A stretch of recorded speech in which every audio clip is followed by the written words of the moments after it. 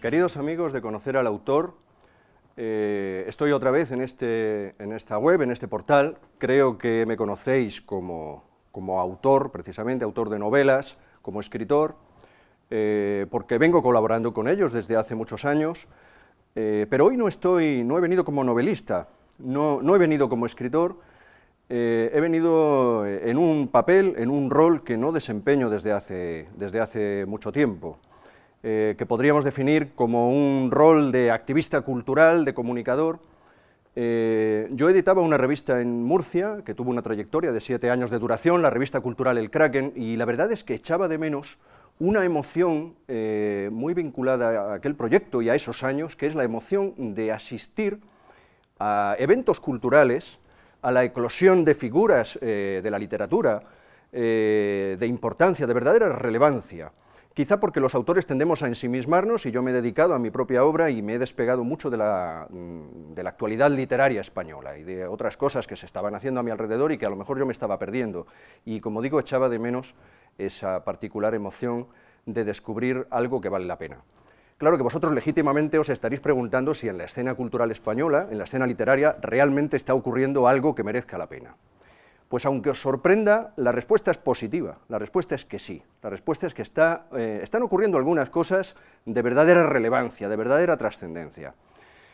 Mirad, en España se publican, el año pasado se publicaron más de 70.000 títulos, aquí en Madrid eso daría para llenar el Santiago Bernabéu.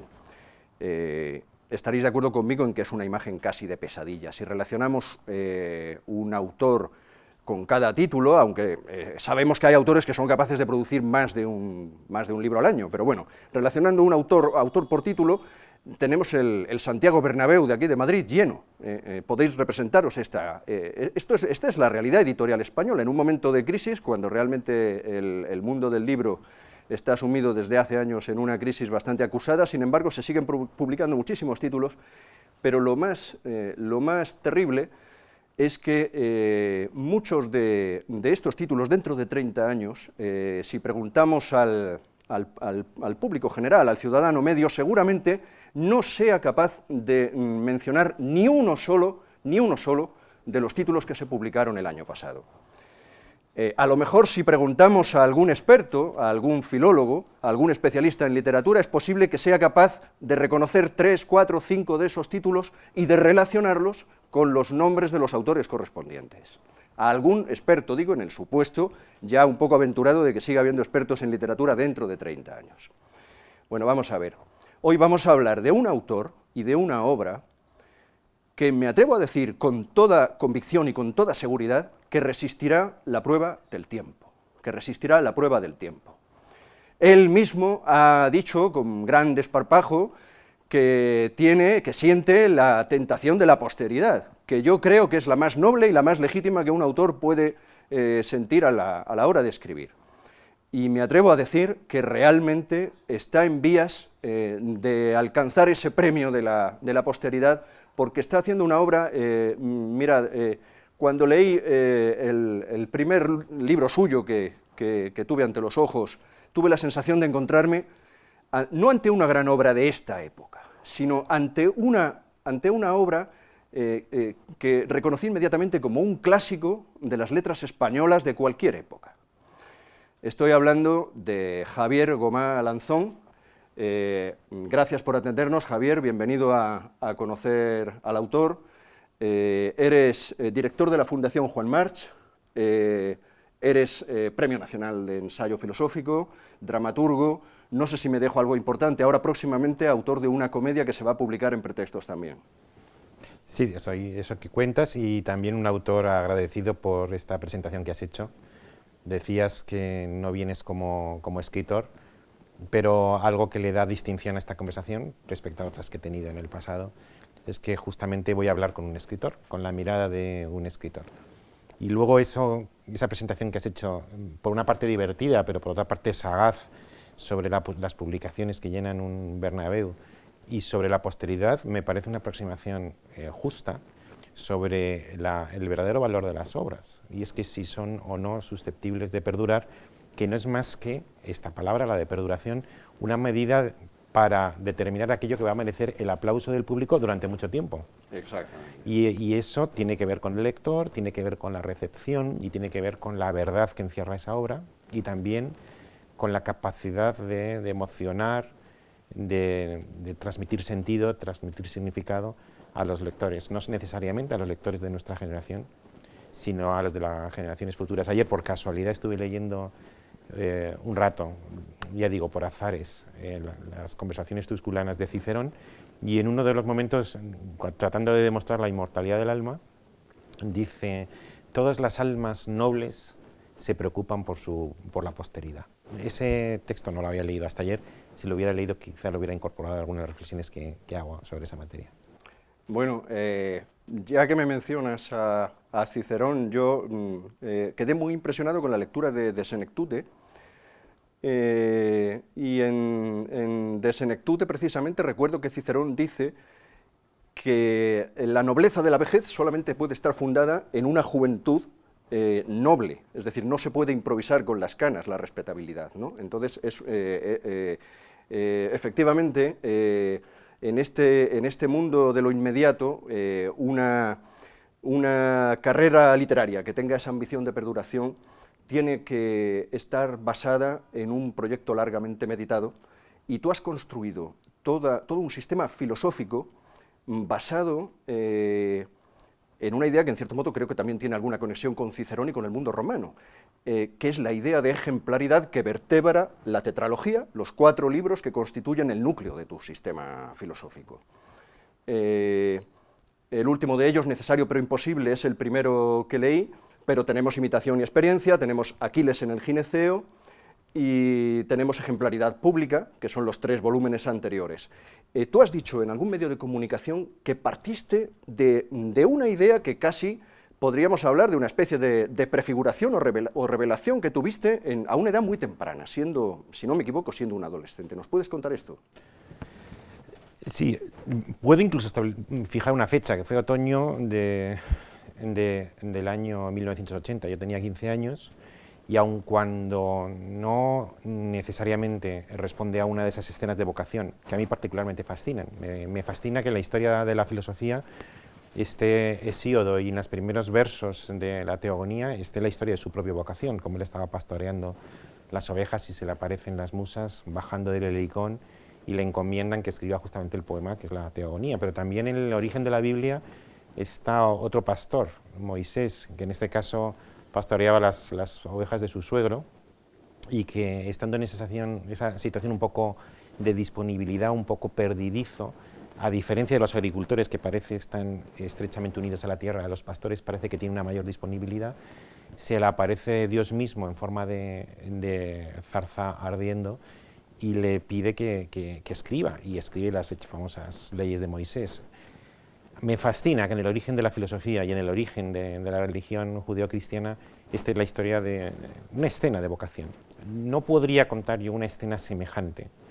Intuyo que incluso en el caso de Hesíodo de Moisés sea una conversión en anécdota de un periodo orgánico más diluido en el tiempo. ¿Te parece más verosímil que fuera Me parece así, más ¿no? verosímil, sí.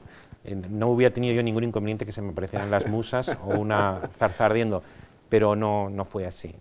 Lo que sí fue, y eso forma parte de mi biografía, fue una experiencia interior que he descrito con frecuencia a partir de ese otoño 2015, del año 1980, yo tenía 15 años, y que representa un extraño fenómeno de concentración de energías y de activación de todas tus capacidades sentimentales, intelectivas, volitivas, intelectuales, memorísticas, en una sola dirección. Sí, pero me imagino que no viste los 4 volúmenes de la tetralogía editados por Taurus con sus títulos correspondientes.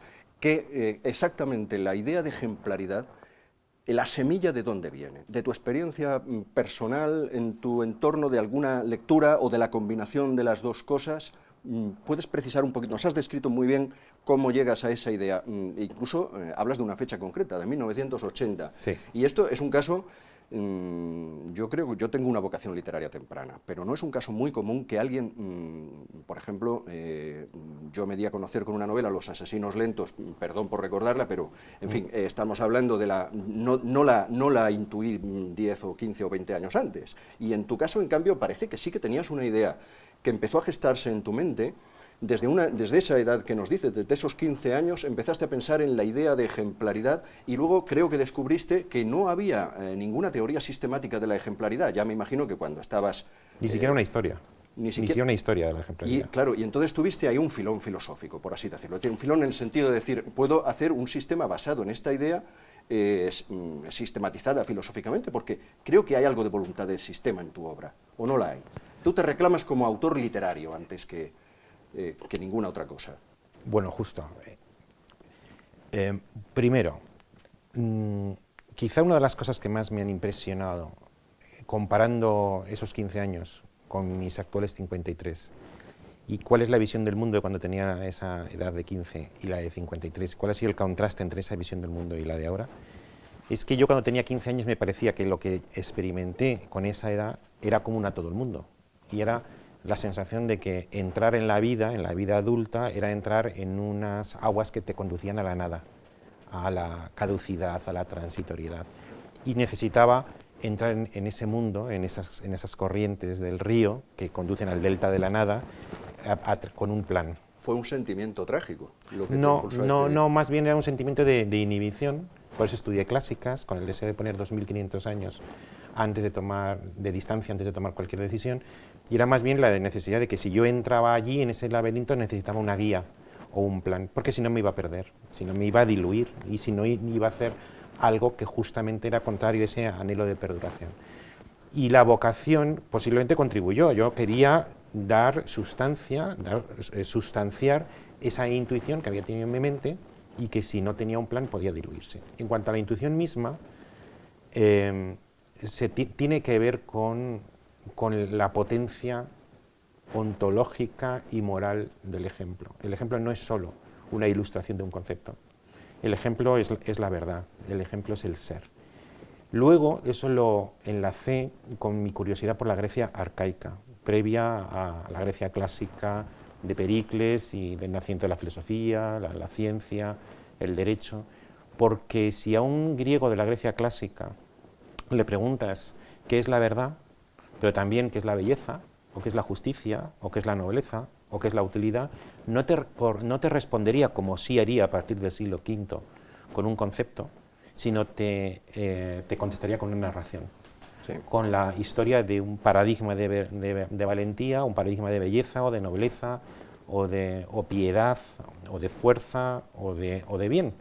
La intuición sobre un ejemplo cargado de significación, que por una parte es el ser y la verdad, por otra parte también es un paradigma de comportamiento, que tiene una capacidad de moldear conciencias superior incluso al lenguaje, esa intuición está en el origen de todo.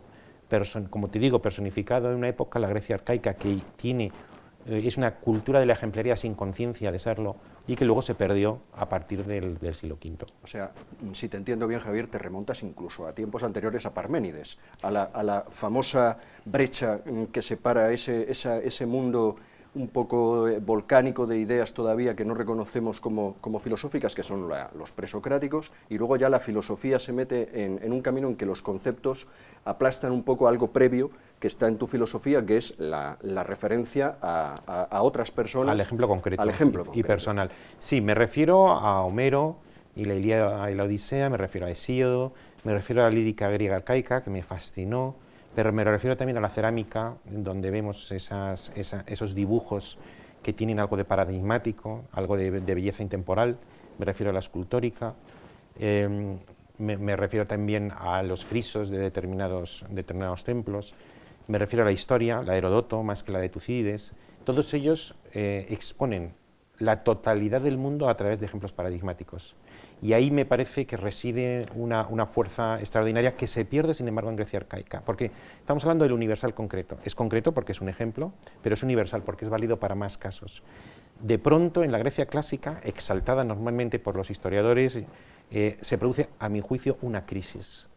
Porque por un lado tenemos el universal abstracto, ya deslindado del ejemplo concreto, y entonces nace en la abstracción, nace la filosofía, la ciencia o la ley abstracta del derecho, y por otra parte tenemos el concreto ya sin entronque con lo universal, y nace la tragedia. Y no es casualidad que en la misma ciudad, en la misma polis, nazca al mismo tiempo la filosofía, el universal abstracto, y la tragedia, el concreto sin universal, porque ambos tienen una raíz común, que es esa cultura de la ejemplaridad sin conciencia de ella misma, que vemos además con una enorme fuerza de gracia y de belleza en la Grecia arcaica. Javier, acabas de decir una palabra clave, te has anticipado un tema que iba a sacar yo en la conversación: tragedia. El nacimiento de la tragedia, que es el título de un libro de Nietzsche, como sabemos. La tragedia clásica me lleva directamente a un monólogo dramático, porque creo que lo he dicho al principio, eres un autor dramático, puesto que se ha estrenado una obra tuya que creo que se puede decir que es de signo trágico. Inconsolable es el título de este monólogo dramático, pero me ha sorprendido que no renuncias al humor en absoluto. No renuncias al humor, no renuncias a la combinación de tragedia y comedia, que precisamente en el teatro griego clásico, por un lado estaba Aristófanes y por otro, es decir, críticos como Lukács, por ejemplo, han señalado como uno de los distintivos del arte moderno, del gusto moderno, la tragicomedia, esa categoría de lo tragicómico que está en Cervantes y está en Shakespeare. Pienso en Hamlet, por ejemplo, pero muy claramente en Cervantes, que es como todos sabemos, es el fundador de la novela moderna. Entonces, me interesa muchísimo esa combinación, lo tragicómico, esa categoría especial de la modernidad, en la que parece que te encuentras cómodo, a pesar de que en el monólogo inconsolable, en el que de alguna manera expones una experiencia trágica personal, como es la pérdida de tu padre, yo percibo una cierta tensión entre lo que tú, como filósofo, digamos, en la estética que tú prescribes, que intenta superar ese exhibicionismo de la modernidad, esa exposición excesiva del ego, y la necesidad que tienes de contarnos lo que ha significado para ti la muerte de tu padre. Y lo haces con humor, lo haces en algunos momentos con golpes de humor bastante eficaces en la obra. Y quería relacionar todo esto también. He leído, sabes, porque hemos hablado, no importa que sepan nuestros amigos, que hemos tenido algunas conversaciones antes de esta, y hemos hablado de La imagen de tu vida, que es un libro que yo no había leído, que precisamente cierras con este monólogo, con Inconsolable. Y ahí dedicas un capítulo a Cervantes, sí. Cervantes, la imagen de su vida, en el que recuerdo una frase que me ha impresionado vivamente, que es algo así como que corrígeme porque quizá la cita no va a ser literal, pero que el cervantismo es el perfeccionamiento del quijotismo. Sí. Entonces, con todo este mare magnum de ideas que te he dado girando en torno a la idea de humor, tragedia, en tu obra, Cervantes, al que tú propones al autor, más que al caballero de la triste figura, que yo creo que la originalidad de tu planteamiento es que propones, y más que la ejemplaridad de Cervantes, la histórica, es la voluntad de Cervantes de dejar una imagen de su vida. ¿Qué importancia tiene el humor de tu obra? ¿Qué ha significado el Quijote y la figura de Cervantes para ti y la categoría de lo tragicómico? Me gustaría contestar en 3 niveles. El primer nivel es el humor en general. El segundo nivel es el humor en mi persona. Y en tercer lugar, el humor en la obra. El humor, en primer lugar, desde el punto de vista general, tiene la función definitiva de ser un lenitivo, una medicina frente al totalitarismo. El totalitarismo de la muerte, inconsolable, alude a esa muerte que puede llegar a ser totalitaria, que te puede anular, que te puede llevar a un nihilismo absoluto, y permite, el humor lo que permite es rociar con un poco de liviandad una experiencia que sin embargo puede ser absoluta, por tanto tiene por objetivo relativizar el totalitarismo de la muerte. El humor que relativiza el totalitarismo político, y todo poder tiende a ser un poder absoluto, y si le dejaran expulsaría cualquier enemigo, siendo el humor que relativiza ese absolutismo de la política uno de sus enemigos, y es conocido como tan pronto el totalitarismo se organiza, lo primero que hace es prohibir el humor. Y en tercer lugar estaría el totalitarismo del ego, del narcisismo. Si al ego le dejas, ocupa también el espacio completo. Y el humor sirve para suavizar, relativizar, moderar, templar, educar, ese ego al que no hay que sacrificar, porque el ego también es fuente de mucha creatividad, pero sí hay que educar. En segundo lugar, desde el punto de vista mío personal, justamente desde esa época, desde otoño del año 1980, he tenido una cierta tendencia al énfasis.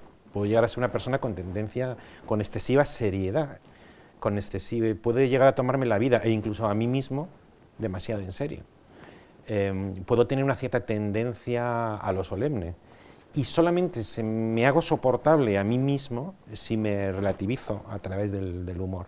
Sospecho que de esa manera también me hago parcialmente soportable por los demás.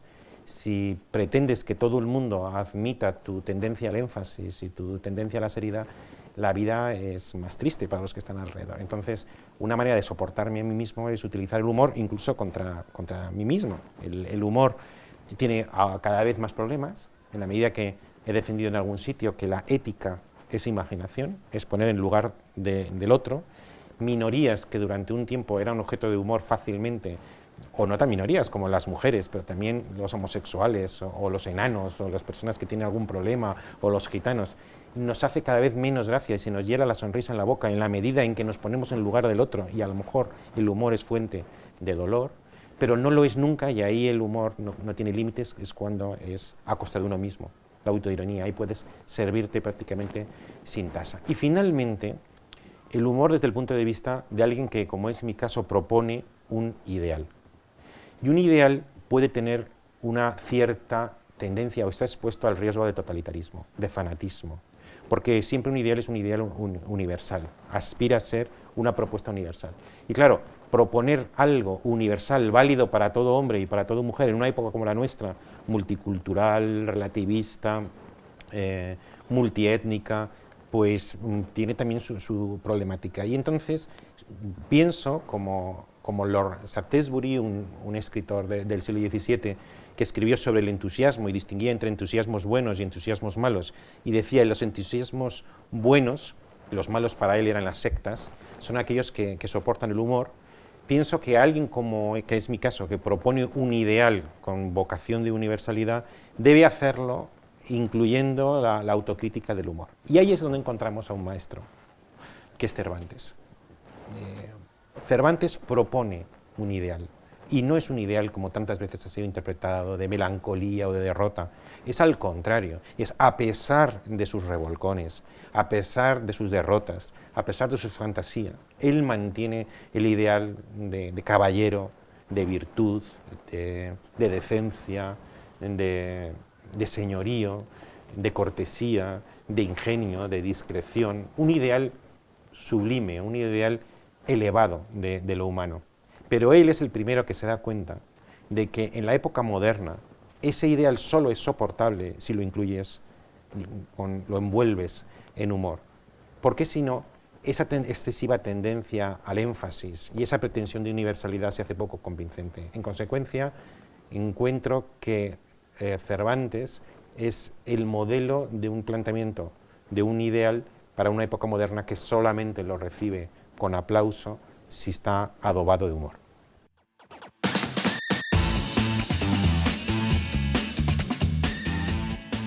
Javier, hemos hablado de Cervantes, el humor civiliza, Sin embargo, en el prólogo a la nueva edición de la tetralogía, que si no me equivoco está ya a la venta, en el prólogo nos dices a tus lectores que hay parcelas de la realidad, aspectos de la realidad humana, que parecen resistirse a esa civilización.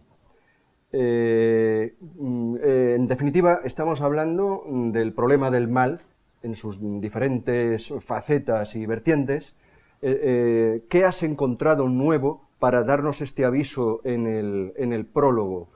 Es decir, según nos planteabas, el efecto civilizador del humor pasa por un distanciamiento de esa realidad que puede ser trágica o melancólica.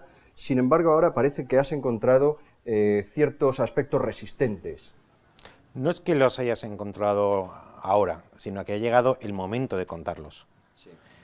Antes hablaba de la vida como un río, y el que te lanzas o no te lanzas si tienes un plan una vez que te has lanzado. Mi plan resultó ser la tetralogía, era el plan de civilización de la existencia y de la realidad. Y la vida ha sido buena conmigo y me ha permitido realizarlo en un proyecto muy largo que ha redundado en las 4 horas de la tetralogía. Pero junto a ese plan de civilización que privilegia el punto de vista constructivo, pues uno, ya no como autor de la tetralogía, sino simplemente como un ciudadano que vive y envejece, encuentra que hay elementos que se resisten a cualquier civilización. Por ejemplo, en la tetralogía yo pongo mucho el acento en aquello que nos concilia. Hay elementos distorsionantes, hay elementos que se resisten al concepto, hay elementos que se resisten a la pacificación. Hay elementos en los que uno, como digo en ese prólogo, se encuentra el sucio secreto, y es que el sucio secreto hay cosas no urbanizables, que no fácilmente puedes integrar en un proyecto de civilización de la realidad, de la verdad y de la sociedad. Y todo proyecto intelectual tiene algo de civilizador. Incluso quien trata de decir que el mundo no tiene sentido, si lo hace a través de un libro, es siempre algo constructivo, por tanto desmiente su propia tesis, porque un libro es por naturaleza una construcción que obedece a unas reglas. Pero ¿qué ocurre con eso que tú has dicho, con eso que es resistente al concepto? En primer lugar, el concepto tiene una ventaja, y es que es iluminador. Y otra, que es sistemático, congruente consigo mismo. Pero tiene una desventaja, y es que no tiene en cuenta el pasar del tiempo. Y nosotros, los hombres, somos seres temporales. Somos seres que nos caracterizamos por un antes y un después.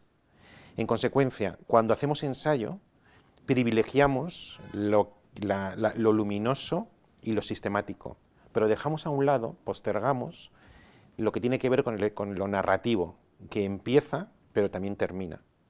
Y cuando uno le quiere hacer justicia a la dimensión temporal de lo humano, entonces quizá el ensayo no es siempre el género literario más adecuado, puesto que todo lo eleva a un plano luminoso y sistemático.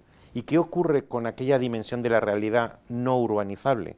Y que tiene que ver con el hecho de que somos temporales, que nacemos, vivimos, envejecemos y morimos, y esto último no es una anécdota, sino que acaba condicionando toda la vida del hombre desde su nacimiento, desde el mismo momento que nace, envejece y está destinado a la tumba. Entonces es cuando uno empieza a explorar géneros distintos, géneros como la novela, géneros como el teatro, que por ser temporales le hacen justicia al carácter temporal del humano, y cuando dice uno temporal, dice también trágico.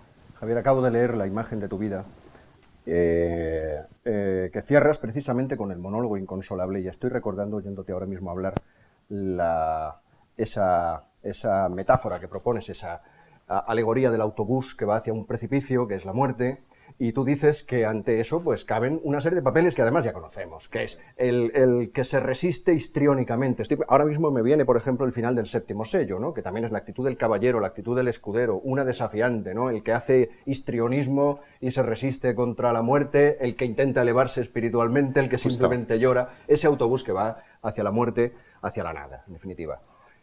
Vamos a ver, has dicho también una palabra clave, nihilismo. Yo suelo describirme como agnóstico. Claro que tú has dicho, te he oído decir en alguna entrevista, que esa etiqueta de agnóstico en realidad nos conviene a todos, porque no sabemos. Efectivamente, salvo el que se instale en la estupidez, el que tenga un mínimo de honradez intelectual debe decidir, o sea, debe aceptar, mejor dicho, que esa condición de agnóstico la compartimos todos en realidad. Ahora bien, luego hay personas que dan el salto a la fe y otros a los que nos cuesta mucho dar ese salto a una espiritualidad, a una fe. Y yo no me considero un individuo cerrado a la esperanza. Pero la literatura que a mí me interesa es una literatura de signo nihilista, claramente. Sin embargo, ya lo he dicho al principio, la tuya me ha fascinado. Y la tuya me ha fascinado porque es alta literatura en el sentido de que tiene un gran poder retórico, tiene una gran capacidad de persuasión.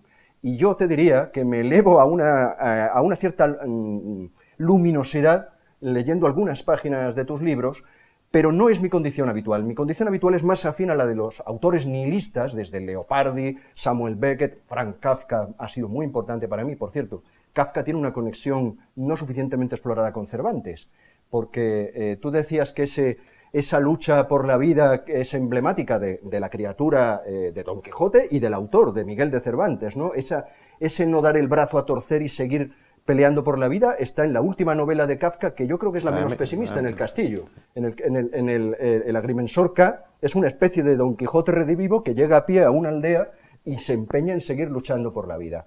Pero en definitiva, yo me identifico como un autor agnóstico, y bueno, ya te lo he comentado fuera de cámara otras veces, pues más bien con tendencia a la melancolía. Hay un autor español, actual, de pura actualidad, Luis G. Martín, que nos ha dicho, a la hora de hablar de su ensayo, no recuerdo en este momento el título, ha dicho: la vida es un sumidero de mierda, un acto ridículo o absurdo. Es la posición nihilista que tú has abordado en tu obra, que está en otros autores contemporáneos, pienso en Michel Houellebecq. Javier, lo que te quiero preguntar es, la tristeza, en algún momento creo que has dicho que la tristeza es vulgar. Me cuesta mucho compartir ese punto de vista. La tristeza es profundamente humana. Seríamos cyborgs, seríamos otra cosa sin tristeza. La tristeza está en el Eclesiastés, está en el libro de Job, está en la tragedia ática, en la epopeya de Gilgamesh, que son fuentes de Shakespeare y son fuentes también de Cervantes. Entonces, en definitiva, ¿no te parece que la tristeza es necesario afrontarla y quizá hasta el fondo para luego a lo mejor superarla, ¿no? Pero eso, ¿no te parece una fase necesaria en la evolución emocional o crees que la podemos superar absolutamente y descartarla de la experiencia humana? Cuando digo que la tristeza es vulgar, me refiero a que no hace falta nada especial para tenerla. Puedes ser idiota y directamente la vida te enseña a ser triste. No se necesitan cualidades especiales, no se necesita talento especial, no se necesita ninguna experiencia particular, ningún esfuerzo. Simplemente convivir y abrir los ojos, eso te lleva a la tristeza. Por tanto, cuando me refiero a eso, no me refiero a que la tristeza sea ilegítima, todo lo contrario. Lo que insisto es que cualquier persona, simplemente abriendo los ojos, está abocado a la tristeza. Lo que digo es que si los hombres de letras estamos llamados, como creo que lo estamos, a invitar a los demás, a los lectores, a que su vida sea más significativa, tenga mayor sentido, haya mayor profundidad, y darles razones para vivir con dignidad, y si es posible incluso vivir con gozo, me parece que la propuesta de la tristeza es una propuesta parcial. Vale para un primer momento, y es que le hace justicia a la realidad de la vida, pero si te quedas ahí, me parece que poco contribuyes a lo que todo el mundo sabe sin necesidad de que un escritor se lo cuente. Y hay toda una tradición en Occidente, que es una tradición llamada las consolaciones, que ya por ejemplo la practicó Cicerón o Séneca, que es un género que consistía en decirle a alguien cuyo hijo o cuya hija ha muerto cuáles son las razones para vivir o para consolarse. Y esto llegó incluso a Inocencio III. Inocencio III escribió el Papa, pues allá en el siglo XII, un texto tratando de demostrarnos lo que llaman de contentus mundi, el desprecio del mundo, el consuelo de las desgracias que te pasan en la vida por la vía de despreciar la vida, de decir que es una mierda. Sí.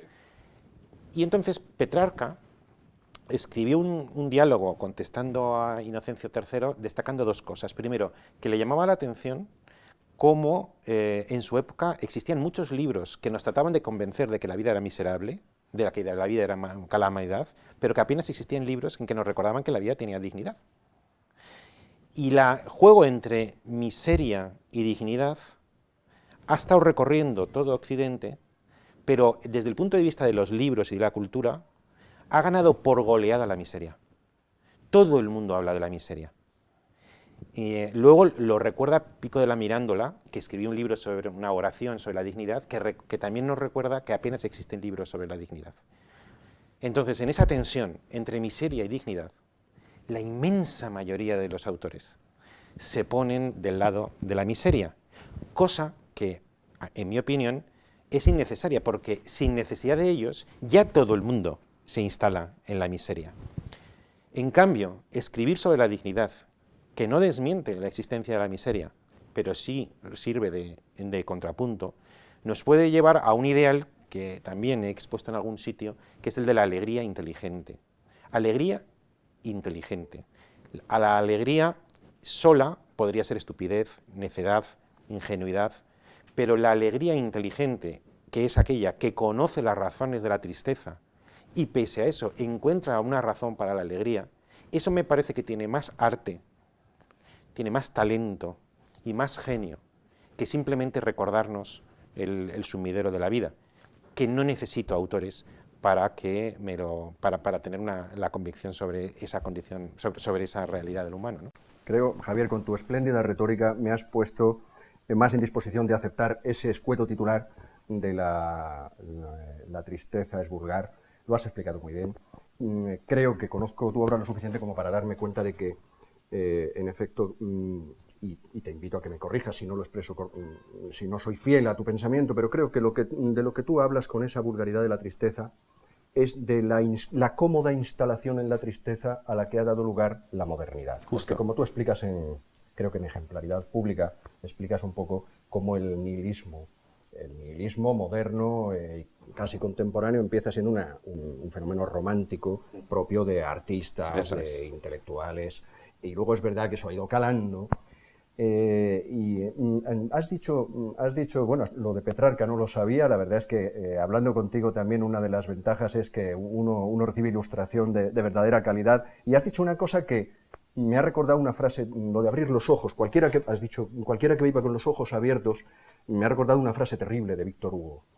Decía Víctor Hugo que podemos elegir entre la oscuridad de nuestros ojos cerrados o abrir los ojos y ver la oscuridad. No tenemos sino la elección de lo negro, decía Víctor Hugo. Entonces, bueno, es posible que yo creo que tú tienes una sensibilidad trágica, aunque digamos que tu apuesta por la afirmación, tu apuesta por la vida, en definitiva, es lo fundamental de tu obra.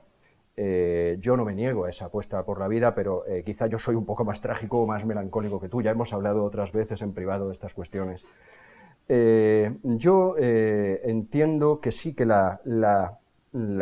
nihilismo de alguna manera se ha vulgarizado y la tristeza se ha vulgarizado, y entonces lo que estarías quizá criticando es la pose triste escéptica, y que es lo que efectivamente... La resignación a ese primer momento. Sí. Si la vida tiene un lado de miseria y otro de dignidad, me parece vulgar, sobre todo de las personas que tienen formación, que se instalen en la miseria y se olviden de la dignidad, sobre todo cuando además escriben libros que va a leer una ciudadanía sedienta de sentido, de interpretación, de nobleza y de dignificación de su propia vida. Entonces, que de los dos lados, que los dos son reales, que es miseria y dignidad en una tensión no resuelta, que todo el rato, la inmensa mayoría, incluso de los más doctos e inteligentes, nos subrayan en el primer momento con olvido culpable del segundo, que oye, que te puede, además de que es cierto, porque hay ese lado de la dignidad, además ayuda a vivir con dignidad. Pues esto me parece que no es propio de un espíritu creativo, sino que me parece que es plegarse a la tendencia universal de nuestro tiempo. En algún momento estoy recordando también, y perdona que no ubique los textos en los volúmenes correspondientes, sabes que he leído con mucho gusto toda tu obra, no sé si es en Ejemplaridad Pública donde aludes al Fedón platónico. No recuerdo. No, es necesario pero imposible, si no me equivoco, ¿no? Puede ser. Sí, acabo de releerlo, entonces es fácil que lo... Sí. Y dices una cosa que me ha interesado enormemente, hablando del tema de la tristeza que estamos abordando en este momento.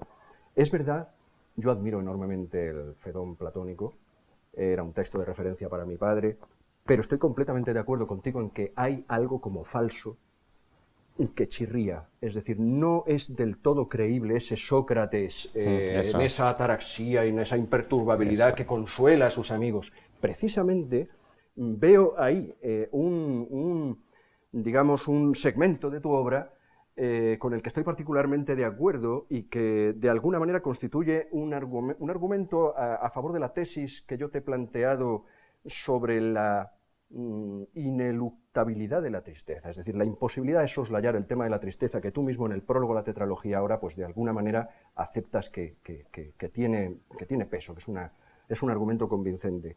Hay algo como falso, es decir, a mí me resulta más verosímil el huerto de los olivos, de los evangelios, el Jesús que llora y que suda sangre. Es decir, Machado, ahora acabamos de celebrar el aniversario de Antonio Machado, nos habla del Jesús que caminó sobre el mar. Yo soy más unamuniano, tú lo sabes, seguramente más que tú, incluso, luego hablaremos de Unamuno y de Ortega, pero sí que es verdad que ese sentimiento trágico de la vida lo vivo apasionadamente, y a mí el que me vale es el Jesús del Madero, porque lo de andar sobre las aguas me suena a esquí acuático, es decir, no se me da. En cambio, sentirme crucificado, me siento crucificado muy a menudo en la vida. Entonces, ese sentimiento trágico de la vida que comparto con Unamuno sí que me lleva a pensar que quizá no podemos soslayar la tristeza o el nihilismo, porque aunque es verdad que se ha vulgarizado, no sigue siendo minoritario, ¿eh? No ha calado en la sociedad en el sentido de que el be positive, el pensamiento de la psicología de ser positivos a toda costa, es lo que yo creo que predomina. Yo diría que es lo que predomina. ¿A ti no te lo parece? ¿Crees que sí que el nihilismo ha calado en la sociedad? Bueno, vamos a ver, si me preguntas por el nihilismo, hay un primer nihilismo, que es del final del siglo XIX, principios del siglo XX, que era un nihilismo casi ontológico, existencial. Era una nada trágica que venía asociada, como los autores que han escrito sobre ello nos insisten una y otra vez, con el sentimiento de la angustia. Pero luego ha venido un nihilismo más curioso, a partir de los años 60 y 70, que es un nihilismo que abandona la angustia, Un nihilismo y es un nihilismo que se convierte en consumo. Sí. Y es el nihilismo, por decirlo así, la nada envuelta en regalo, que es la nada de ir a un supermercado, de consumir, de comprar cosas por internet, de viajar, de estar en una permanente alteración. Y es un nihilismo ya sin angustia, es un nihilismo con el placer del consumo, un nihilismo asociado a la banalidad. Pero yo te digo, tanto como autor de libros, como dando muchas conferencias y relacionándome, por lo menos en el ámbito, ya no te digo intelectual, sino en un ámbito más bien urbano, la tristeza tiene un plus de inteligencia y de prestigio. Si tú dices que España va mal, que la vida es una mierda, que la universidad se ha terminado, que la juventud está errática, que asistimos al final de la novela, que la democracia está a punto de terminarse, que la sociedad está... mereces un aplauso universal. Sí, hablas de cara a la galería y es verdad que sí. Mereces el aplauso universal, sí. Que lúcido eres. Una de las razones por las que me interesó tu obra desde el primer momento es porque creí percibir que nada es contra la corriente dominante. En este sentido te doy la razón, es verdad. Pero no por gusto de hacerlo, ¿eh? Más bien a mí me encantaría ir con la corriente. Claro. Desgraciadamente, porque me encantaría que todo, bueno, pues el poder ser portavoz de una corriente general. No, de hecho pienso que vivimos en un interregno, vivimos el epígono del epígono del epígono de una época, que es la época de la subjetividad absoluta, que nació en el siglo XVIII, sí. Aquello de la exaltación de la libertad como principio absoluto. Considero que vivimos ya en las aguas subterráneas, se está gestando otro paradigma, como he repetido en la fórmula, ya no se trata de ser libres, sino de ser libres juntos. Este ser libres juntos condiciona enteramente la concepción de la cultura y de la civilización, pero el ideario que promovió el paradigma anterior, el de la libertad absoluta, primero de una minoría, luego se generalizó, se convirtió en mayoría y luego se ha convertido en cultura estándar, ese sigue dominando. Un autor tan reciente, relativamente reciente, como ya fallecido, pero como Michel Foucault, prácticamente propone a Sade como un paradigma liberador. Bueno, pues eso, no, y es que lo fue. Durante la época, siglo XVIII, XIX y XX, el principal cometido ético de la subjetividad moderna era ampliar la esfera de su libertad frente a las opresiones tradicionales. Y en esa lucha de la libertad había tres grandes armas: la filosofía crítica, la transgresión moral y la experimentación de las vanguardias. Y Sade estaría claramente en el segundo, la transgresión moral, que nos permite recordar que muchas de las reglas morales que hemos considerado que eran necesarias, que eran casi tan necesarias como una ley científica, en realidad son históricas y se pueden vulnerar, y al recordarnos que se pueden vulnerar, se amplían los espacios de libertad. Pero Sade, uno de los héroes de la modernidad, con otros muchos, tanto de la filosofía crítica como de la experimentación de las vanguardias, ya han producido todo el efecto emancipador que tenían dentro, y ya no son, ni deben ser, los profetas del nuevo paradigma, mientras que, como suele ocurrir normalmente, la filosofía se convierte en escolástica cuando ha perdido vigor, y vivimos en la escolástica de la liberación cuando en realidad se está gestando un paradigma distinto. Yo, Javier, entiendo tu discurso relativo a Sade, te fijas en su faceta liberadora. Yo creo que autores como Sade y como Nietzsche, no niego esa virtud en cierto modo liberadora, pero creo que han sido deletéreos y muy destructivos, incluso en su vertiente política, porque a mi juicio la relación, por ejemplo, del fascismo con Nietzsche, y uno de los precursores de Nietzsche en parte de su pensamiento para mí es Sade, indiscutiblemente, creo que han hecho mucho daño. Es decir, yo creo que ese discurso nihilista hay que tomarlo muy en serio, pero esa es la amenaza que yo percibo más grave. Lo que pasa es que no sé en qué medida de verdad ha calado en la sociedad hasta el punto de hacerse popular, pero bueno, tú ya has matizado que es una tristeza más bien liviana, la tristeza como artículo de consumo, lo que se ha vulgarizado. Es curioso que el que tiene ilusión se le llama iluso. Iluso parece que es una persona no suficientemente informada, y que si estuviera más informada perdería las ilusiones. Esto es lo que a mí me parece que forma parte de la vulgaridad de la tristeza. En cambio, el que, como Cervantes, pese a la tristeza de la experiencia, lucha por erigir un ideal que todavía que tenga capacidad de suscitar nuestro entusiasmo, ese es el genio de la alegría inteligente, pese a todo y pese a todos.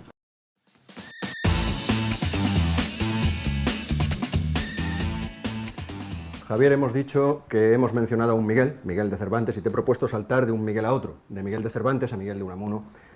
Cuando leí el primero de los libros de la tetralogía, que en realidad es el último, necesario pero imposible, pero fue el primero que yo leí, me pareció encontrarme ante un autor de ese nivel, de esa talla, y sin desmerecer a una generación anterior de filósofos españoles que tiene figuras tan respetables como pueda ser la de Eugenio Trías. Sinceramente, tengo que decir que yo he tenido la sensación de que ha sido una larga travesía del desierto. No tengo la sensación de que haya habido un filósofo de un calado, con una propuesta digamos, de tantos quilates desde esa generación de Ortega y Unamuno. Y ellos, los dos, sobre todo Ortega, pero también Miguel de Unamuno, hablas de él en Necesario pero Imposible, citas del sentimiento trágico de la vida para criticarlo, creo que muy acertadamente.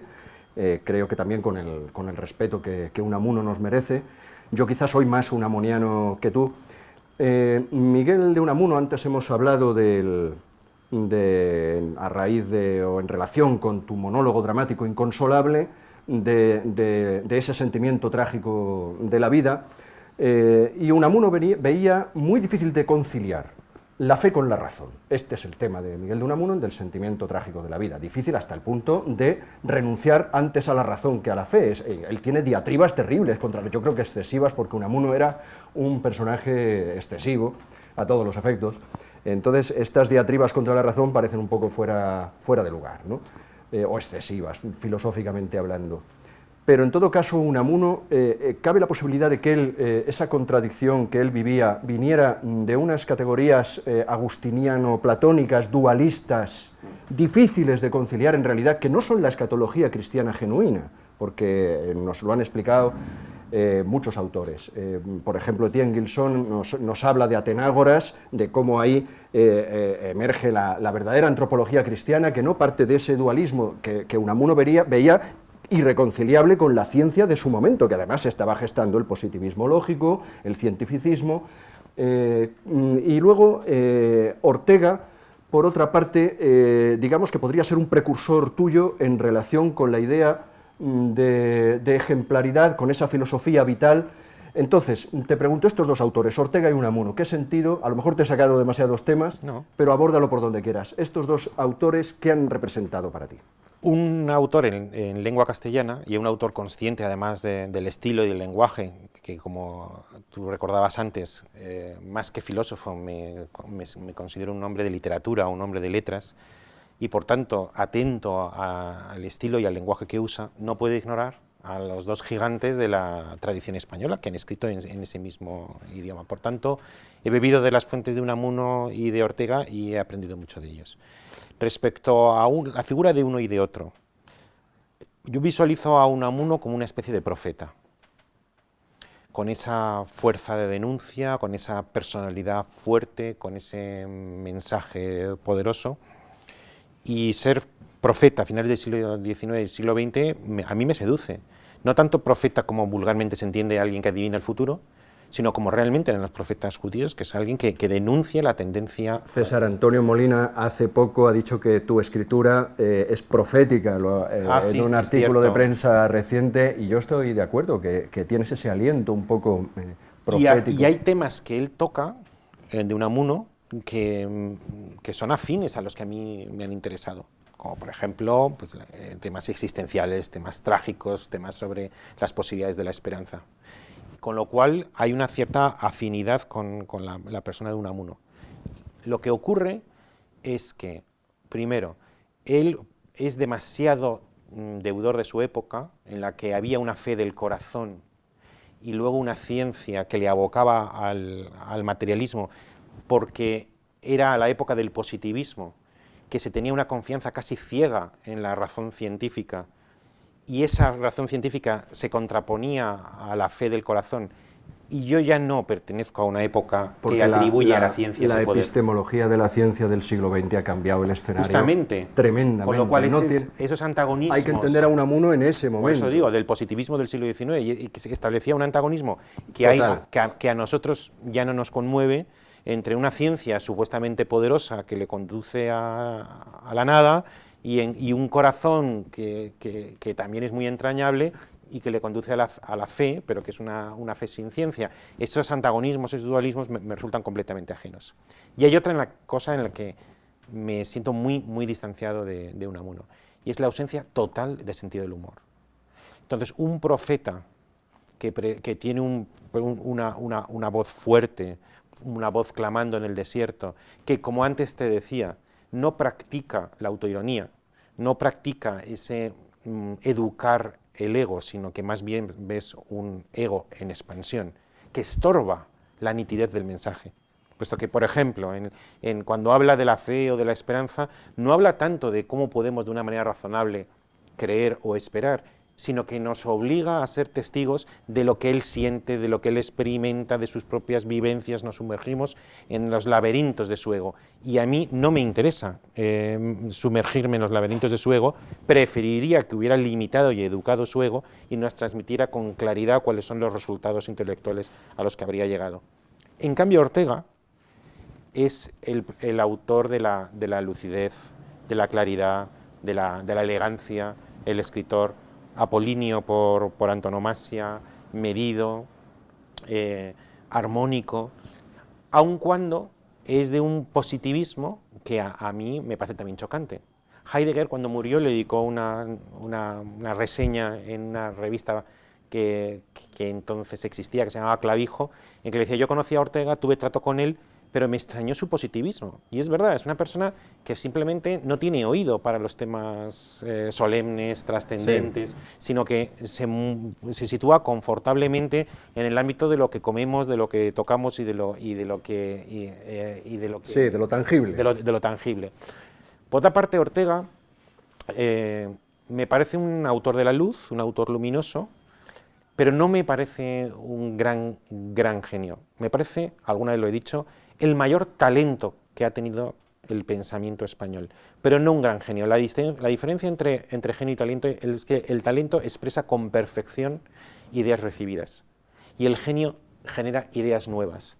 Ortega no es un genio porque no genera ideas nuevas, pero sin embargo las que recibe las transmite, primero las recibe, las coordina, las armoniza y las expone con una perfección absolutamente sin igual. Por eso, para mí, Ortega, más que un gran filósofo, no es, su comparación en Alemania no sería Heidegger, su comparación sería Goethe. Es el educador. Goethe es una figura cultural que desborda lo estrictamente filosófico en sentido... Y que señala el camino a toda una generación. Entonces, Goethe fue una persona que, más allá de poeta, más allá de autor trágico, novelista, escritor de máximas, diarista, memorialista, que lo es todo eso, y con gran con gran talento, sobre todo es el educador de Alemania, de una Alemania a finales del siglo XIX, finales del siglo XVIII, principios del siglo XIX, que apenas todavía tenía talento, que apenas tenía tradición cultural más allá de Lutero y de algún autor en el siglo XVIII. Y en España ocurría algo parecido. Nosotros hemos tenido una historia cultural muy convulsa, y cuando llega Ortega, no digo que seamos un país totalmente ausente de tradición, pero sí una tradición truncada. Y aparece Ortega con una voz que educa a todo un pueblo, educa a filósofos, por supuesto, pero a antropólogos, sociólogos, novelistas, historiadores, y les enseña un camino que es un camino de civilización. Es un camino, si tú lees a Nietzsche, tiendes al suicidio. Si lees a Ortega, tiendes a la... Bueno, si lees a Nietzsche, hay algo... Nietzsche es un nihilista vitalista. Murió loco, sí, y no por casualidad. Murió solo, sí, efectivamente. Sin amigos, sí, sí. Sin mujeres, sin hijos, sí, sin estoy oficio. De acuerdo, Javier, estoy de acuerdo, sí. Pero él, en su obra es un vitalista, de todas formas. Es decir, la apuesta, a pesar de los aspectos escabrosos, dolorosos de la vida, él apuesta por la vida. Lo que pasa es que es de una lucidez terrible y que yo rechazo, es lo que te decía antes, porque no estoy... es decir, sabes mi posición, la vida vale condicionalmente a que tenga algún sentido o algún tipo de trascendencia, porque si no, si estamos en lo exclusivamente terrenal, es lo que tú dices, viviendo con los ojos abiertos, realmente es terrible. Nietzsche intentó sobreponerse a esa experiencia terrible de lo que es la vida, y yo comparto contigo todo lo que estás diciendo. Efectivamente, de alguna manera, y aunque la sífilis puede explicar la locura, pero es evidente que el germen de la locura lo llevaba en su biografía y en su ser. De todas maneras, quiero volver a Unamuno. Te voy a pedir que me permitas defenderlo un poco, no voy a insistir mucho. Has dicho que Unamuno no tenía sentido del humor, Javier. En sus textos bueno, filosóficos. En El sentimiento trágico de la vida dice que un cangrejo tal vez resuelva en su interior ecuaciones de segundo grado. Eso tiene gracia, es decir, Unamuno creo que tenía algo de sentido del humor, pero tienes razón. No, a lo mejor lo que tiene de vez en cuando son chistes, que no es lo mismo. Porque sí, es verdad. El humor, me refiero a la autoironía. Sí, bueno. La capacidad de domesticar un yo que, si le dejas libre, ocupa todo el espacio. Sí, en eso estoy completamente de acuerdo. Yo diría que, por ejemplo, en esa línea, Albert Camus, quizá, y es un autor al que admiro enormemente, tenía quizá menos sentido del humor. Encuentro menos rasgos humorísticos en Albert Camus. Tú eres lector de Dostoyevsky, en cambio en Dostoyevsky tenemos un humor todo el que queramos, ¿no? Pero, insisto, en Unamuno, pero en otro plano. No sé si conoces una anécdota. Miguel de Unamuno y Valle Inclán se conocieron aquí en Madrid, concretamente en la carrera de San Jerónimo, y los presentó Pío Baroja. No sé si sabes esto. No. Bueno, pues iban andando. Pío Baroja, parece un chiste, pero parece que es histórico y que es lo que ocurrió. Iban andando Miguel de Unamuno y Pío Baroja por una acera, y Valle Inclán venía por la otra, en la carrera de San Jerónimo. Y Pío Baroja, que era un hombre sociable y tal, los quiso presentar. Por lo visto no transcurrió ni un minuto y ya se estaban pegando gritos Valle Inclán y Miguel de Unamuno, cosa que no nos extraña en absoluto, conociendo el percal. Tú y yo nos conocimos en Twitter, Javier. ¿Cómo cambian los tiempos, no? ¿Cómo nos condiciona la tecnología? Yo no sabía que tú estabas en Twitter. Y no nos hemos peleado. Y no nos hemos peleado, exactamente. Quizá, después de todo, los tiempos se están civilizando, ¿no? O el que sea más negativo puede decir que quizás somos todos más hipócritas también, y que en aquella época... Pero bueno, como fuere, el caso es que ellos se conocieron de esa manera y nosotros nos conocimos en Twitter. Bueno, no exactamente, porque, bueno, personalmente sí, pero yo te conocí porque leí una reseña maravillosa que escribiste sobre Necesario pero Imposible, y luego contactamos quizá a través de... Sí, contactamos en Twitter, efectivamente, yo puse la reseña en Twitter, pero no sabía que tú estabas en Twitter, entonces te dirigiste a mí preguntándome si me había gustado el libro y te respondí por Twitter que lo acababa de decir en la reseña, y ya relacionaste la reseña con el autor. Pero realmente tuvo mucho de azaroso. Me alegro, por supuesto, de que sucediera, y de hecho hubo cierta intencionalidad de que te llegara, porque evidentemente cuando lees un libro que te impresiona tan enormemente, y no te voy a hablar más de él porque me has dicho fuera de cámara que voy a conseguir que aborrezcas tu propia obra si te sigo hablando de Necesario pero Imposible, porque alguna vez me has dicho que has escrito muchos otros libros. Hemos hablado de La imagen de tu vida, que es un libro sensacional. Entonces, ahora vamos a hablar un poquito del futuro, si te parece, antes de despedirnos, y vamos a ver. Vas a publicar una comedia, o sea, sigues en esa trayectoria de autor dramático, pero ahora nos presentas una comedia. que se titula Quiero casarme contigo, ¿puede ser? Quiero cansarme contigo. Cansarme contigo. O el peligro de las buenas compañías. Juegas con la palabra en el sentido de no Sí. casarme, sino cansarme contigo. Háblanos un poquito de esta comedia. Lo que puedas revelar. No, puedo revelar todo. Además sale en mayo y antes publicaré el prólogo que he escrito en un diario nacional.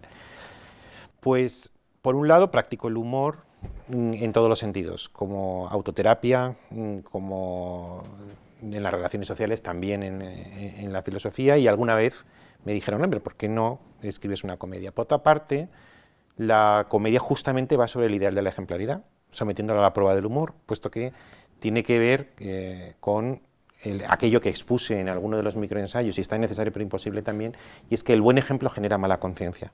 El buen ejemplo genera mala conciencia. Entonces lo someto eso exploro el lado humorístico del carácter esencialmente conflictivo de la ejemplaridad. Mala conciencia y rencor. U odio.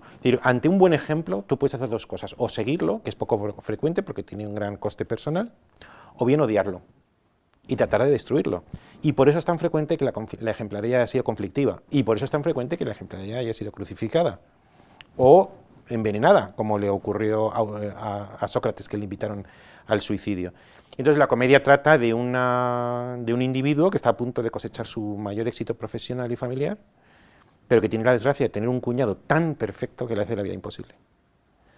Y es desde ese registro cómico explorar qué ocurre cuando tienes un cuñado que de verdad, sinceramente, no es apariencia, sino que es macizo, es de una manera nítida, una persona buena, recta, decente, generosa, tierna, servicial, y simplemente con la presencia del cuñado tu vida se desgracia. Porque el contraste, la comparación es inevitables, te abren juicio y te condenan. Entonces una persona que está a punto de coronar su vida profesional y por tanto familiar con un éxito indiscutible, sufre la condena de tener un cuñado ejemplar que por comparación le mete en problemas y le hace entrar en crisis. En cualquier caso, el sentimiento del rencor está muy presente en ese efecto perverso o efecto espurio del ejemplo.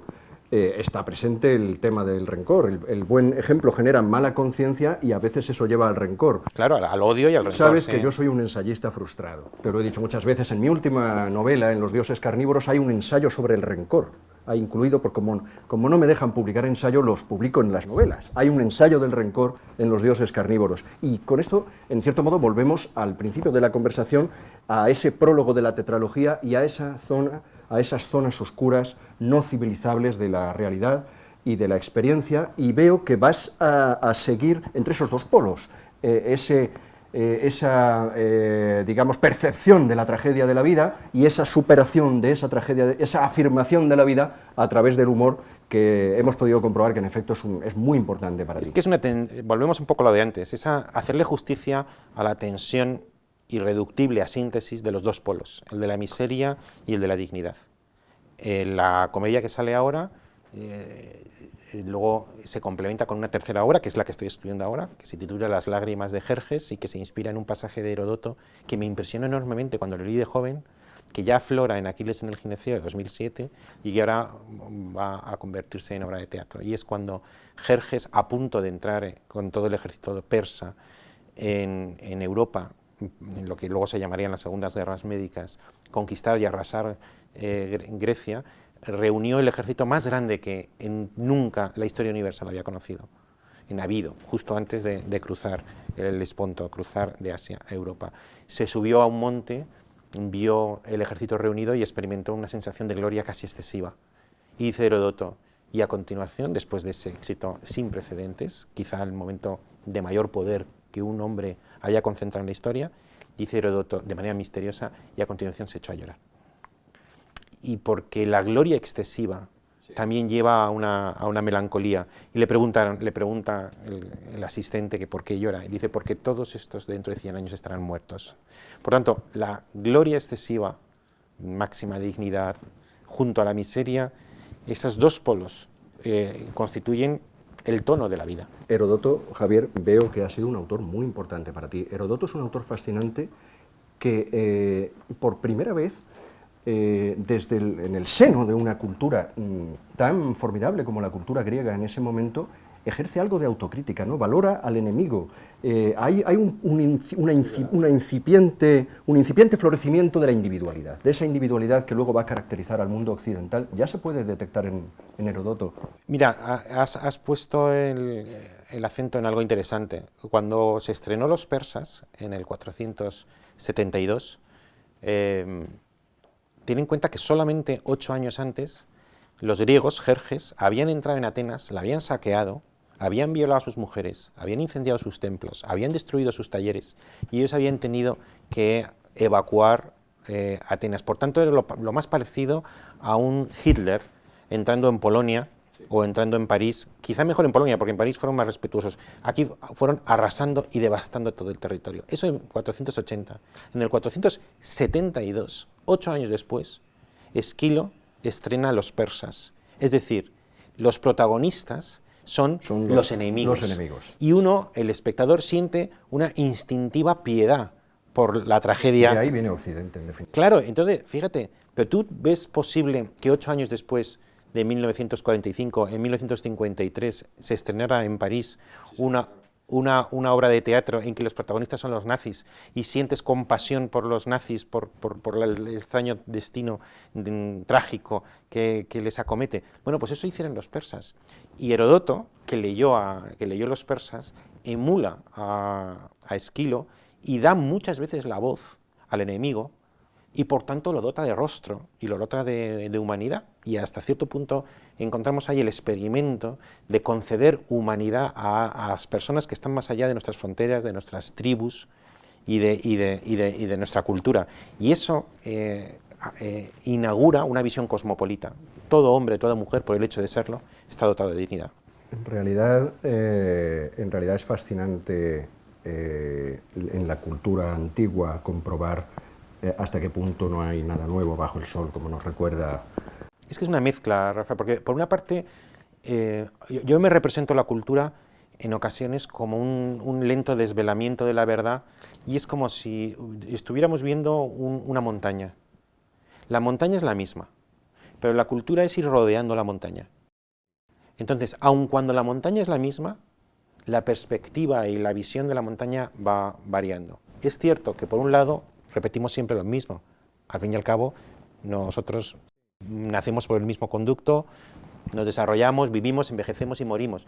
Pero la manera de plantearlo, el lado de la montaña, cada día es distinto. Otro ejemplo que a mí me gusta poner, ahora, justamente en estas semanas, paseamos por la calle y olimos la fragancia de las flores y decimos, otra vez la primavera. Ya, otra vez la primavera. El mundo se repite, una sucesión de las estaciones.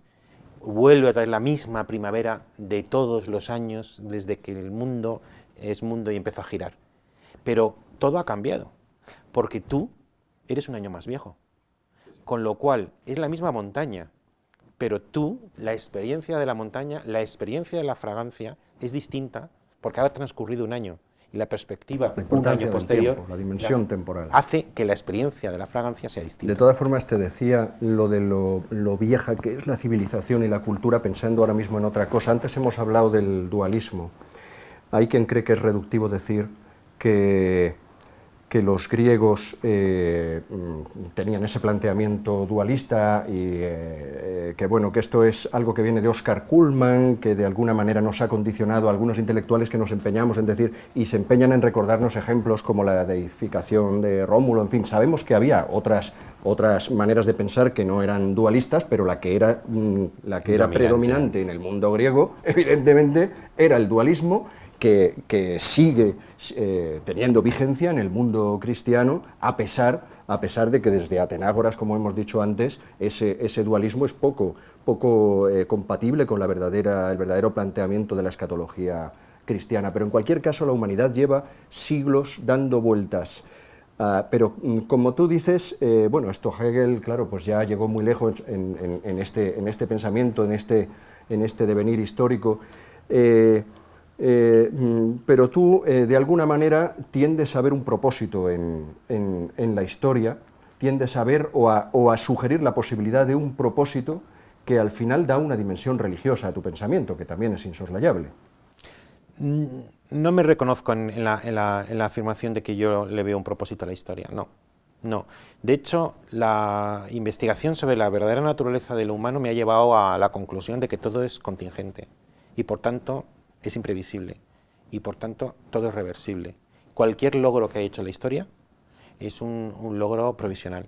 Se podría No asumes desandar. la etiqueta de optimista con la que te Nunca, han querido. nunca. No te consideras un optimista, pero sí te has definido como un iluso sin fronteras. Bueno, digamos, eso fue una frase, eso tiene que ver más bien con lo que cuenta mi libro, Ingenuidad aprendida, una ingenuidad aprendida y elegida, no una ingenuidad necia o cándida, pero eso es otra cosa distinta. Ahora, cuando nos analizamos la historia, justamente en Ejemplaridad Pública destaco cómo la democracia es el proyecto de una civilización sobre bases finitas. ¿Qué hacemos con la vulgaridad en esa civilización sobre bases finitas? ¿Hay que hacer algo con la vulgaridad o hay que dejarla a su aire porque tú casi celebras la vulgaridad? No. Es verdad que muchas veces, como tengo en esa... Pero la vulgaridad nos está devorando. Es bueno, como decirle al pescador Quinn al final de Tiburón que celebre que haya tiburones en el océano. Yo creo que quizá la vulgaridad sea un efecto en cierto modo digno de celebración porque es fruto de la democracia. Tú lo estás diciendo. Vamos claro, a ver. Pero claro, es que el momento es terrible, Javier. No, porque... déjame que te cuente. Vamos a ver. Por un lado, como antes decíamos, a mí me gusta introducir un poco de ironía en los títulos que pongo. Entonces, en Ejemplaridad Pública tengo un título que se titula, un capítulo que titulé La vulgaridad, un respeto. La vulgaridad, un respeto. Desde entonces me han preguntado muchas veces, ¿usted hace apología de la vulgaridad? No, pido un respeto. ¿Pero por qué es importante la vulgaridad? Porque la vulgaridad es un concepto exclusivo del siglo XX. Antes no existían comportamientos vulgares, existían comportamientos vulgares, pero no existía la categoría de la vulgaridad, que es una categoría que tiene un efecto absolutamente positivo, que es el desmoronamiento de las jerarquías. Antes existía la alta cultura. Democratizador. Claro, es nivelador. La vulgaridad consiste en... No para instalarse en la vulgaridad, bueno, como antes decíamos que no nos queríamos instalar en el nihilismo. La vulgaridad es el hijo de dos cosas buenas genuinamente del siglo XX, que es cuando se combina la libertad con la igualdad, cosa que nunca había ocurrido antes del siglo XX. El primer fruto feo, pero de un matrimonio feliz, es la vulgaridad. Y todo el proyecto de Ejemplaridad Pública es el proyecto de reformar la vulgaridad en la dirección de la ejemplaridad. Por tanto, cuando la gente me dice, ¿usted es defensor de la vulgaridad? No, yo destaco que la vulgaridad como elemento positivo es fruto de la unión de dos fuentes extremadamente positivas y genuinamente modernas. Y una vez constatado ese hecho, para soslayar la tentación de aristocratismo, ¿cuánta gente en el siglo XXI, en la finales del siglo XX, quizá Ortega a menudo? Por supuesto, pero también de ahora. Mucha gente, muchos intelectuales y muchos de izquierdas que en otros aspectos se considerarían igualitarios, en el aspecto cultural siguen sintiendo nostalgia por la grandeza de la cultura aristocrática desde Sófocles hasta Rilke. Y cuando ven la vulgaridad presente, se les arruga la nariz, dicen, qué asco, yo prefiero Shakespeare, o yo prefiero Milton, o yo prefiero Miguel Ángel. Y lo que digo es que vivir en nuestro tiempo consiste en apropiarse positivamente de las circunstancias de él, siendo la vulgaridad una de sus aportaciones, no para recrearte en ella, sino para reformarla en la dirección de una ejemplaridad, que es en la dirección de un ideal. Javier, una de las virtudes de tu pensamiento y de tu retórica es que se te entiende todo. Si me permites que te lo diga así, un amigo nuestro, Luis Alberto de Cuenca, suele hablar de su filosofía, de su poesía, en este caso, poesía de línea clara. Si no te molesta, yo hablaría de filosofía de línea clara. Filosofía de línea clara, tú te reclamas sobre todo como literato. Y antes de cerrar esta conversación, bueno, yo en la presentación me he proyectado a 30 años en el futuro, entonces te emplazo, no sé si a 30 años vista, pero te emplazo a un futuro, espero que no demasiado lejano, a que volvamos a conversar, a que veamos ese futuro abierto, marcado por la libertad, ¿no? Al final, la historia no sabemos. Yo sugería que a lo mejor tú tenías una impronta más o menos providencialista, pero tú dices que no ves una finalidad en la historia, que ves que es imprevisible, en definitiva, no podemos saber si esta vulgaridad se autorreformará de alguna manera. Veo una finalidad no diferente, una finalidad contradictoria, y que quizás es una buena manera de redondear la conversación. Por una parte pertenecemos a una especie, y esa especie tiende a la adaptación, como también las especies animales, las aves o los brutos. Y como especie, la especie humana, se esfuerza, como en el sentido darwiniano, por adaptarse. Ya se sabe que no triunfan en la lucha de las especies los más fuertes, sino los más adaptados. Y la especie humana también trata de adaptarse, pero, y esto es de donde yo introduzco un elemento que creo que va a coincidir con tu propia visión, la especie humana tiene un elemento muy extraño, que es la conciencia, que le lleva más bien a una inadaptación. Y pregunto, ¿qué ventaja adaptativa tiene la conciencia en la que puedes anticipar tu propia muerte para la vida? Una pregunta decisiva. Eso solo abriría no una, sino un ciclo de conversaciones, porque esa pregunta que tú estás haciendo, que la ciencia le tiene que devolver a la filosofía, porque no tiene una respuesta cabal, a pesar de que se han hecho muchas sugerencias, pero efectivamente, ¿qué ventaja tiene el ser consciente que al final es algo en cierto modo dañino, en cuanto a que esa conciencia nos aboca a la lucidez de Bueno, en el libro que saco ahora en septiembre, Dignidad, abordo ese tema, que somos los seres mejor adaptados a través de la inteligencia y la técnica, pero más inadaptados, porque también anticipamos nuestra propia muerte, y eso no tiene aparentemente ninguna ventaja. Esa es una contradicción adaptativa que Dostoyevsky creo que puso en escena magistralmente, porque él, claro, igual que hemos hablado de la cultura que condicionó a Unamuno, Dostoyevsky lo condicionó mucho el pensamiento utilitarista, las diversas formas del materialismo y esa conciencia trágica. Recuerdo en Crimen y Castigo hay una frase que el sufrimiento y el dolor son inseparables de una mente vasta y de una conciencia delicada, dice Dostoyevsky. Sí, pero digamos que yo a eso lo complemento de la siguiente manera. Paradójicamente, de la conciencia de que vamos a morir, brotan aquellos bienes que hacen la vida digna de ser vivida. Porque precisamente porque sabemos que vamos a morir, nace el arte, nace la amistad, nace el amor, nace la belleza, la ciencia, la ternura, el derecho. Es decir, paradójicamente, de ese momento de inadaptación que es la conciencia, justamente nace aquellos bienes que hacen la vida digna de ser vivida, que es la cultura. Con lo cual, hemos perdido, pero hemos ganado. Estamos inadaptados, estamos adaptados, estamos inadaptados, y esa inadaptación nos obliga a generar una segunda naturaleza, que es la cultura y que dignifica la vida. Javier, si te parece bien, vamos a dejarlo aquí, porque me parece que ni siquiera tú eres ya capaz de superarlo. Entonces, te agradezco otra vez que nos hayas atendido. Y queridos amigos, solo os diría que si os preguntan en este momento qué está ocurriendo importante en nuestro país, seguramente vais a pensar en las elecciones generales, en alguna noticia política, en la inauguración de un restaurante de un chef muy conocido, que son cosas importantes, que suceden cerca de nosotros porque los medios de comunicación nos las ponen cerca, pero no son las cosas más importantes ni más decisivas que están ocurriendo ahora. La filosofía de Javier Gomá es algo que está sucediendo ahora. Entonces yo os invito a que os despeguéis de esa actualidad estridente, insistente, y vale la pena que os acerquéis a esta obra, a la tetralogía de Javier Gomá, porque es un filósofo español como yo creo que no lo ha habido en mucho tiempo. Es joven, tiene trayectoria por delante y vamos a estar aquí en Conocer al Autor muy atentos a los frutos de esa futura trayectoria. Gracias, Javier. Gracias a ti.